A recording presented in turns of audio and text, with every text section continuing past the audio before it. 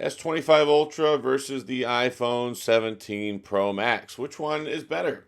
Well, that is a really difficult question to answer, and it's also a silly question because these two represent basically the top of the line that you can get in either platform. If you want the best of the best of the best in the iPhone, you get the iPhone 17 Pro Max.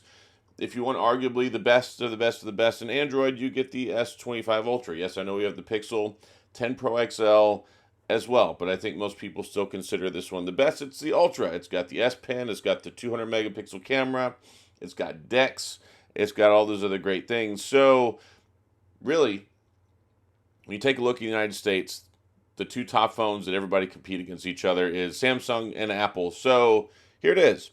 And I had a lot of people asking for this video. So really, this is the easiest comparison probably ever that I've had to make between some of these phones because everything is so similar now. We have a 6.9-inch screen on the front. We have a 6.9-inch screen on the front. Oh, on the front. We have 120 hertz refresh rate. We have 3,000 nits brightness. We have just under 3,000 nits brightness here.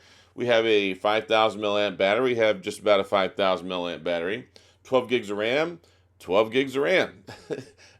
So most of those things you look at from day-to-day performance metrics and hardware, where before it's like, oh, well, Samsung's got a 12 gigs of RAM or 16 gigs of RAM. It's like, well, the iPhone, it had like 4. Or you took a look at it and say, oh, well, the iPhone has a 12 megapixel camera, but Samsung has a 50, It's one of those things where Samsung was like always kind of chasing higher end stuff, bigger numbers, bigger, bolder, ultra-esque things, and Apple was just content with, oh, well, we just need a 12 megapixel camera. We don't need 12 gigs of RAM. We don't need 16 gigs of RAM. We're perfectly fine with the 60 hertz screen. We don't need 120 hertz. Who cares about that, right? So now it's kind of like comparing apples to apples or apples to Samsung apples, and a lot of the stuff that comes down to the differentiating factors is really the software in the ecosystem. And of course, we've got Android over here. We've got One UI 8 now. It just rolled out the other day to the S25 Ultra. So you've got Android 16 there. We've got still 6 years of support left, 6 more operating system updates because 7 years of operating system updates, 7 years of security patches with Samsung, basically 7 years with Apple. So they're supported for a long time. They're super powerful. I mean, we've got the Snapdragon 8 Elite processor here, which has been oohing and awing and wowing folks ever since it came out at the beginning of this year. And I know I made this statement when the S25 Ultra came out. I said, this phone is going to be the standard for the year. It's going to be the phone that all the other phones are compared against. And even though this phone came out in January, here we are now almost in October, almost 10 months later, it is still considered the best phone that you can buy, especially in the Android world. And then now we have, almost a year later, we have this one. So it's almost not even fair in some regard to compare the iPhone with Boom Beach. It's almost not fair to compare the iPhone 17 Pro Max with the S25 Ultra because they're almost a year apart. So it's one of those interesting things like, well, which came first, the chicken or the egg? And, well, iPhones have been around longer than Samsung smartphones. So really, when you look at the product launch cycle, we should be comparing the 17 Pro Max to the S26 Ultra that is going to be here in just a couple of months. It's going to be here likely in January. But we have what we have. So yeah, the S25 Ultra, I think it competes incredibly well. So we've got the A19 Pro over here, more powerful than ever. All this amazing stuff that it's got. They even added a vapor chamber in here. Now when you take a look at build quality, we've got this CNC machine block of aluminum, which is a solid frame. They've got the vapor chamber in there. We got a vapor chamber over here. And, well, both of them seem to be pretty good with cooling so far. Both of them have exceptional battery life. S25 Ultra has kind of been the gold standard for battery life for flagship phones, at least mainstream ones anyway. And then now we have the A17 Pro over here, or A19 Pro, with about a 5,000 milliamp battery, depending on whether you have the SIM version or the non-SIM version. And they both have everything you can ask for. Wi-Fi 7, they've got Bluetooth, they've got wireless charging, wired charging, 45-watt charging in Samsung. Actually, it comes up to about 37 watts with the iPhone if you have a 40-watt charger, but it has 25-watt wireless charging. It has MagSafe, and it has the magnets built in, so you can put a MagSafe battery pack or accessory on the back of it, whereas you have to have a special case with the MagSafe magnets for the Samsung phone. But yeah, there's like a recurring theme here. Basically, everything is pretty much on par, and like I said a few minutes ago, they're more on par than ever. And the things that kind of stand out with Samsung, you have this guy right here. We have the ever so popular S Pen, which is more exclusive to the Ultra than ever, because if you've been paying attention, the Z Fold 7 ditched it. Yep, they no longer have an S Pen with the Z Fold. This right here is still available. Of course, they took out the Bluetooth features at the beginning of the year, which some people were really upset about. Then we have DeX. We have the wireless or wired desktop client software that's on here, which has got some updates this year. You can connect it to a monitor, and you can use this to control it like a mouse. You can connect a keyboard, which is just crazy to me. And you can use a desktop client software. Really, Samsung is still the king of multitasking when you look at it compared to Apple, because it has the split screen, it has DeX, it has all that other great stuff. Android is built from the ground up for optimization, customization, and doing things that you want to do on here. So, yeah, I think when you take a look at Android 16 and the AI features as well that we have here, yeah, AI has been a big topic of conversation for the longest time, at least the last couple of years anyway. And it was a buzzword a year or two ago, and now it's becoming a very practical reality where we have to address it and talk about it. Whereas Apple has kind of been shamed in the AI department, because the iPhone 16, remember, was the first iPhone built from the ground up for Apple Intelligence. And then it's like they built it and they didn't come. If you remember the Field of Dreams reference, if you build it, he will come. A lot of people think it's if you build it, they will come, but it's he. So yeah, they built it from the ground up for Apple Intelligence. It had all these advertisements, or if you're in the UK, advertisements, and these commercials showing off all the contextually aware Siri and all that crazy stuff that they could do. And then it's still not here. And we're on the new phone now, and they really didn't talk about AI all that much, which I don't blame them. But they really did talk a lot about specs, upgrades, features, and things like that. And I think that's really important, because there are so many upgrades on the iPhone, which I've been really appreciative of. But yeah, it's still behind in the AI department. So Samsung wins in AI. Samsung wins with multitasking. Samsung wins with the desktop client. Samsung wins with the S Pen. Samsung also wins. They've got the 200 megapixel camera. It's got a much higher resolution camera, which can cram more details in there. You can record 8K. You still can't record 8K with the iPhone. So there, Samsung brothers and sisters out there who are worried that the iPhone might be encroaching on your king of phones territory and taking all your toys. Samsung still has quite a few of those toys left. They're very exclusive. Also, if you notice on the back, we have more black dots. That means more cameras. So we have 4 cameras on the back of this one, 3 over here. So we have the telescopic telephoto, we have the regular telephoto, we have the primary, and we have an ultra wide, and then you just have the telephoto ultra wide primary over here. But here's the thing. I think most of the iPhone cameras are better. Yep, you heard me. I think the iPhone cameras are better. I think they were already better for the most part. It was kind of a toss-up between the primary camera because, well, the 200 megapixel is pretty versatile. It's good at low light. It's good at cropping in. 8K video. I mean, there's just a lot of stuff to like there. So I think on a good day, the S25 Ultra primary camera was maybe in some days better than the iPhone, but iPhone's still king of video. They, of course, if you're talking about doing pro-level video, then this is what you want. I mean, they record movies with these phones. I mean, it's just insane. And then if you want to do all the photography editing, RAW, and all that crazy stuff, I think Samsung still, in that department for like photography professionals, may still have a leg up in some areas. But Samsung has been kind of lackadaisical in the camera department for a while, and I really want to see them have a revolution with the cameras, kind of like we did with the iPhone this go around. So we've got the same primary, but we got a new ultra wide, we got a new telephoto, and we got this fantastic new selfie camera on the front. It's an 18 megapixel selfie camera with that front stage stuff. It's got a square camera sensor now, which you're like, okay, who cares if it's square, circle, triangle, whatever. But what it does is it allows you to shoot vertical or horizontal videos or photos on the front while holding your phone like this. You don't have to turn it like this. You can just hold it like this, and you can shoot both types of photos or videos, which is really, really nice. And if you're a content creator, that's going to be something that you especially love over here. So, yeah, iPhone, I think, is probably, when you take a look at the complete camera package, is better. But again, this is a newer phone. It is almost 10 months newer than the S25 Ultra. I think it's going to be more fair to, when we look at the cameras, when the S26 Ultra come out, I hope that they are improved. But we have what we have right now, which is this one. And if you take a look at the DxOMark ranking scores, the S25 Ultra is kind of far down on the ladder.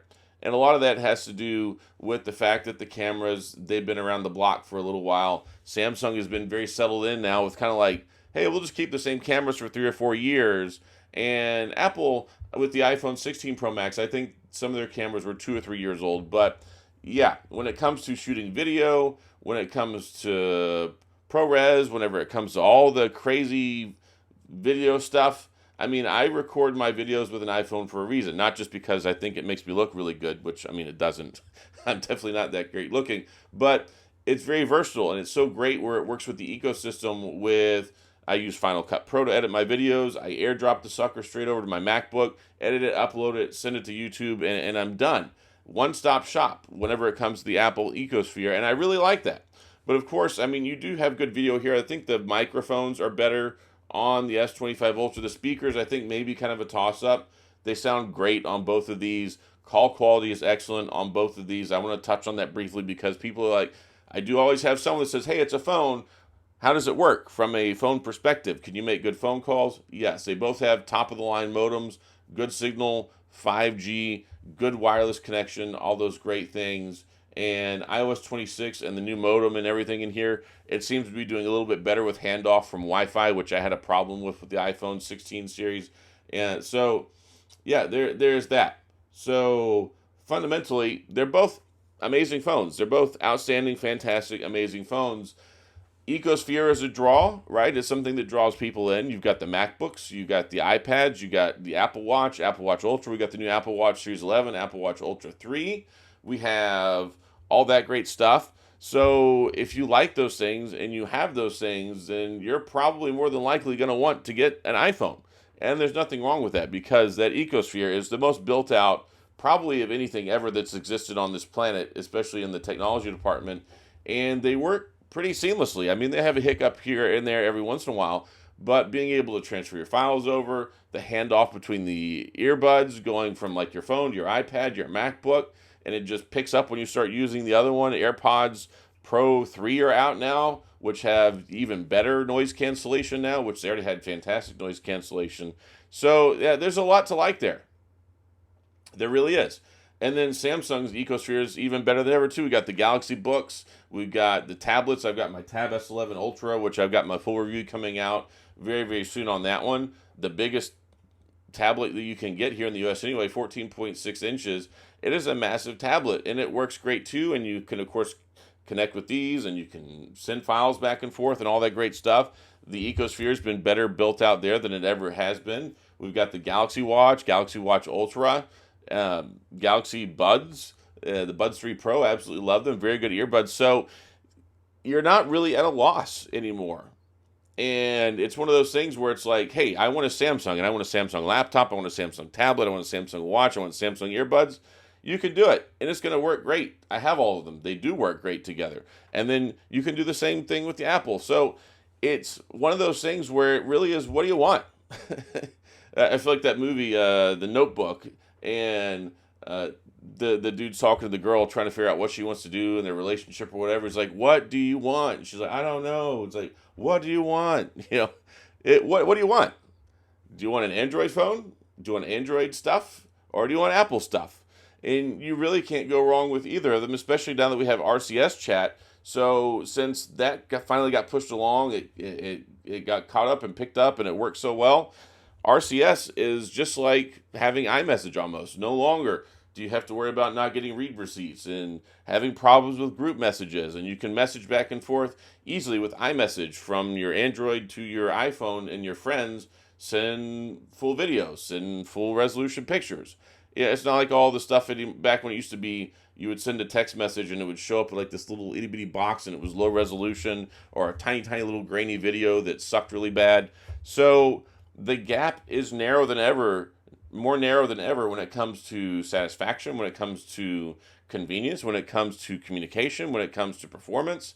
Like everything's there, and if your friends have something else, you can talk to them now. So it's not like, oh, you have to have an iPhone. You have to have an iPhone. You can't be in these group chats and all that stuff. So we've come a long way. 2025, we've come a long way when it comes to smartphones, and they're more powerful than thinking ever. I mean, these two chips in these phones are like 10 times more powerful than the gaming computer I was probably using for Doom 3 20 years ago. It's just insane what they can do now. And one of the things that we had for the longest time was trade-offs was, yeah, you could throw extra features and more power and all this stuff, but then you were killing the battery. Like the phone would last 3 or 4 hours. Well, now the batteries last a really long time too. So it's like you can use the battery, you can have your cake and you can eat it too. Yeah, there's no real compromises with these phones, and it's really nice. Like as a tech review, it's like I can't sit here and hate on the iPhone. The iPhone 17 Pro Max is one of the best phones I have ever used. It's really good. I like it a lot. And the S25 Ultra, I have been singing its praises all years too. It's a fantastic phone. Now, do I hope with the S26 Ultra that we finally get a new selfie camera? I think so. I really think that Google kind of prodded the movement in this department, because the 42 megapixel camera they came out with the Pixel 9, so good. So good. It's really good in the Pixel 10 as well. So Apple's like, hey, we need a new camera, guys. So now I'm hoping that Samsung's like, hey, we need a new camera, guys, with the S26 series phones. But yeah, I couldn't be more happy with both these phones, and I think you'll be happy. And that's why I said in the beginning, it's a difficult question to answer which one is better, because they're the same. It's basically the same thing. It's like, okay, do you want a SS Camaro, or do you want a Mustang Cobra or Shelby or GT or whatever, whichever one is more comfortable? I guess it's the GT and the SS are about the same, and then the Shelby and the ZL1 or whatever. But yeah, they do the same thing, and they work really, really well, and they're beautiful. And I can't complain about the screen brightness anymore, because the screen brightness is better. So there's a lot of stuff here to like, a lot of stuff to unpack. No pun intended with the Samsung unpack stuff. But yeah, if you like Android and you're choosing between these two, go with Samsung and enjoy it. And enjoy your S Pen, enjoy your DeX, enjoy your 200 megapixel camera, enjoy all that other stuff that goes along with Samsung. Enjoy the added AI benefits that you get. And if you want an iPhone, this one's right here waiting. And you can also get the Pixel. You can get the iPhone 17 Pro as well. And it's the same this year. It's not like, oh, we've got one better camera than the other one, one worse camera than the other one, or slight changes or differentiations. They're basically the same phone. So that's one area that's still nice, and I want to talk about that here briefly, because when you go to Samsung, you have the S25 and the Plus. They're a step down from the Ultra. The Ultra is the Ultra is the Ultra. There is no smaller Ultra. With the iPhone, you get the Pro and the Pro Max. So pick whichever one you want, the big one or the small one. And that's one reason I'm glad we have the Pixel 10 series phones, because we have the 10 Pro and the 10 Pro XL. And I love having the smaller, fully fledged flagship phones that these brands have to offer. So that's kind of my whole stick. They're really good. I can't sit here and be like, oh, this one sucks. Or this one sucks. I mean, yeah, it would be nice if Samsung had the built-in MagSafe for people who care about that, but you can still get a case that does it. You still have wireless charging you can do without it. So yeah, it's kind of one of those trade-off things. There's a comparable feature there. And also, just to throw it out there, you do have the ultrasonic fingerprint scanner in here, which is super, super nice. It's very, very accurate, very secure. You can use it with your banking apps. You can unlock your phone. And I have mine set up to where it's like, when the screen is off and it's completely black, I can still unlock it, because the ultrasonic fingerprint scanner, it still registers. I love having a fingerprint scanner. I don't even have facial recognition turned on here. I don't like it. I'm forced to use it with the iPhone. It works fine that way, But you better believe if I have a fingerprint scanner, that is the first thing that I am going to use. And just one downside, due to the type of facial recognition the S25 Ultra has, it's not like the Pixel where it's more secure because of the Titan 2 security chip where you can use it with banking apps. You can't use it with banking apps on here, but you can use the fingerprint scanner, so you're good to go that way. Anyway, so yeah, those are just kind of some of the differences. I mean, also you've got the big dynamic island cutout here. You've got the small peephole cutout for the selfie camera over here. There are design choices and changes. I mean, the S25 Ultra, it's boxy, it's square with round corners, and then the iPhone is round edges with rounded corners. And this one is made out of the machined aluminum now. This one still got the titanium in it. They weigh about the same. They're very, very similar in weight. And yeah, they're just both good.